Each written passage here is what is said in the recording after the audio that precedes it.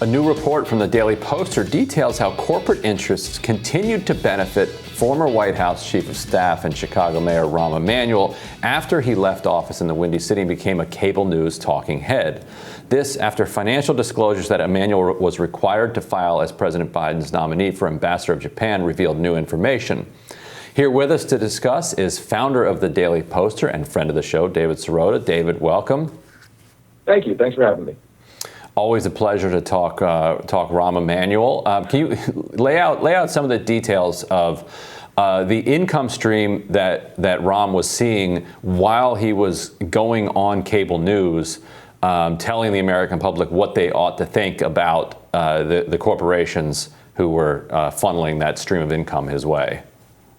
Right, that's the key part here is that Rahm Emanuel was on ABC News. He's all over really the news, making declarations about what Democrats should and shouldn't do. And only now are we learning who he had a financial relationship with. What we've learned because of disclosures in his ambassadorial nomination, what we've learned is that he got paid about $12 million from Centerview.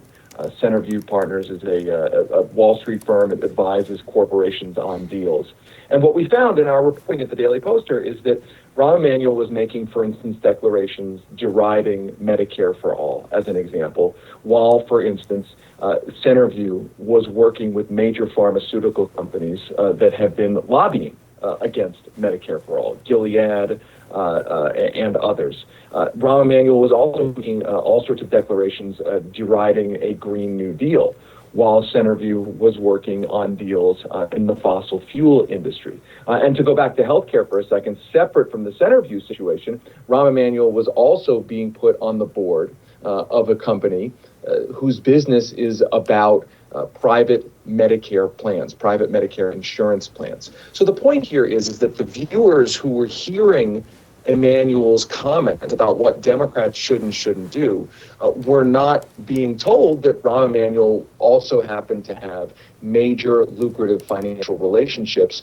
with the companies and industries that had a financial interest in killing those policies.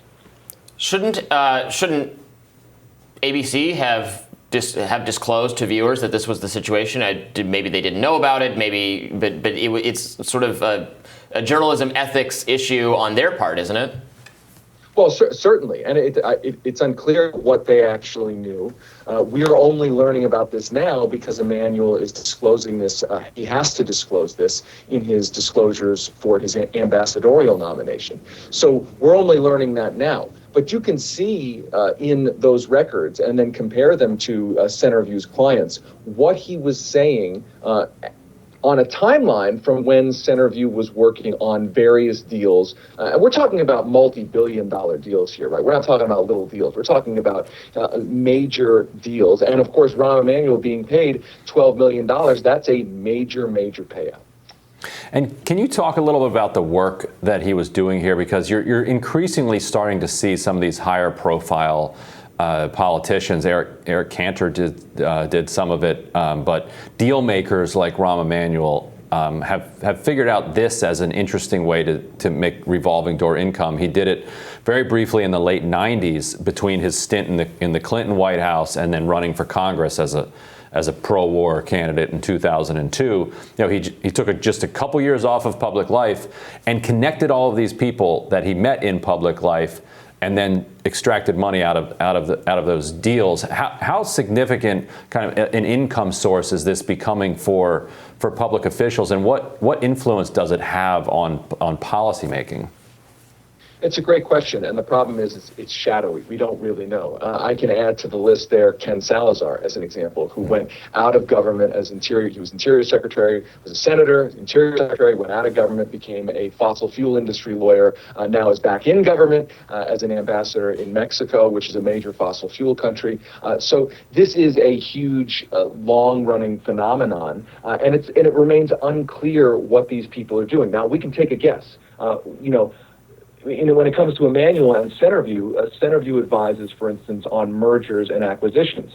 There is often regulatory review of potential mergers and acquisitions. So one area that Rahm Emanuel, and I'm speculating here, I don't have any data on this, but one area that federal officials like Rahm Emanuel may be able to be helpful to companies on is antitrust and regulatory enforcement. There's also, if a company needs to meet with a certain regulator or another regulator, a guy who is a White House chief of staff and a congressperson, that person can put those meetings together for those big companies in a way that a regular mom and pop company can't get those meetings. So I think it's all of these ways where companies interface with the government, and they need what I guess would be called a facilitator, which in a more crass way of putting it is sort of a corruption manager.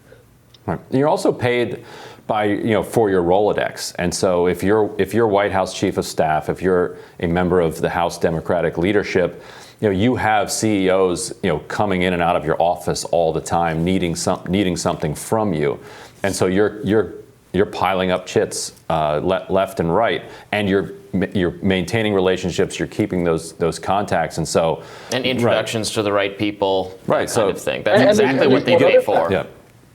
And there's one other factor.